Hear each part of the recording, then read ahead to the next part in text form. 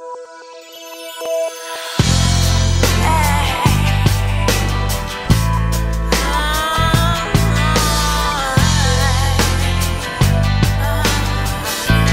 not a bad dream, it happens in real life.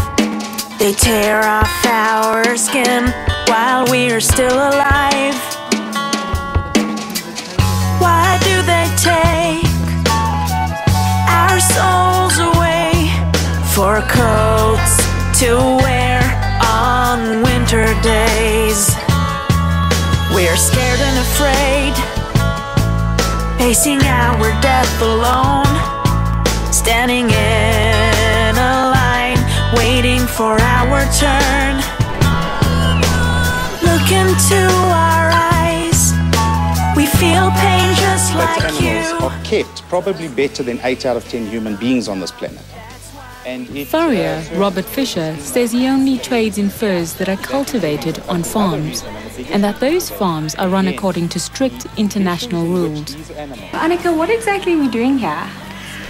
By painting the model like this today, we want to shock people into awareness of what is happening in the fur trade worldwide, but especially in the Orient. Annika Brits accepts that the International Fur Association attempts to regulate the industry, but says they are failing in some countries. Many of the animals used for fur in China and other places in the East are kept in absolutely horrendous circumstances. They are bred and held lifelong in tiny, barren cages, and eventually they are transported in a very inhumane fashion, violently handled, and routinely clubbed, strangled, or electrocuted to death, and very often even skinned alive because it's easier to skin them while they're still alive. China, which supplies 80% of the world's fur, does not have animal welfare laws. China, a country that doesn't have animal welfare laws, produces 4 million fox pelts, 4 million raccoon dog pelts, and around 10 million mink pelts a year. Much of the fur that is labeled for fur is actually real fur, because the people try to circumvent labeling laws by not always labeling it truthfully as cat and dog fur or raccoon fur or whatever, but as full fur. She says consumers don't know what they are buying. And this is what we want to bring to people's awareness, that when they buy that article of clothing with a fur trim or that toy or that hair trinket with fur on it, very often it is real cat and dog fur or real fur from some animal that is held and killed in the most barbaric fashion. The very nature of the furrier business demands, in fact, that animals on fur farms be well looked after. And the reason, again, is simply because the treatment and the housing of these animals is so humane, and footage will be shown, we do have footage of that.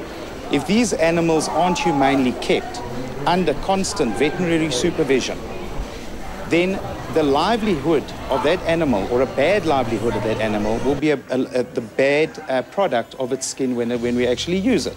So again, we'll say that the livelihood of the animal is the livelihood of the trade.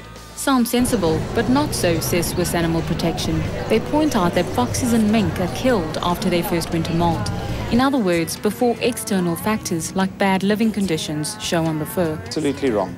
They get fed, they get vaccine, they get looked after in their enclosures until the day that they are used for their skin. And that will be shown on footage which we will show from our sources. In the end, Robert's sources couldn't supply the footage. I don't know if you got spray paint or stickers that you want to put on the windows, all right? No spray paint, no stickers. We're just walking. We're not saying anything, we're just walking. We're just walking. We're just walking. Not going to cause problems, all right? No problems. Okay, I already opened the docket again. So well, hello. Is it you? Yeah. It's good to see you. With you. Okay. No, I opened the docket yesterday. Okay.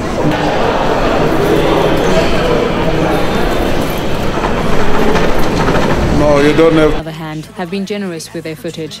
This was filmed in the late 90s on a fur farm in the United States, a country where the industry is regulated and where conditions are supposed to be amongst the best in the world. This caged fox a bone in his leg, fully exposed, was videotaped by Peter during a 4-month undercover investigation.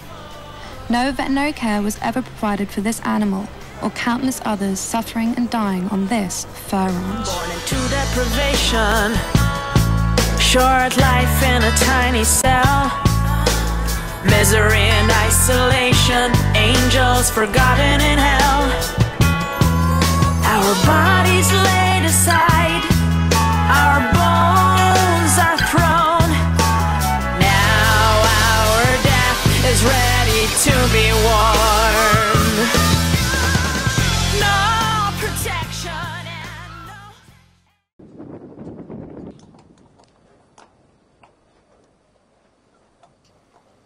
These are the animals of whose back the Fisher family have amassed their wealth for the past 100 years, as claimed by this heartless little man, with no compassion or conscience.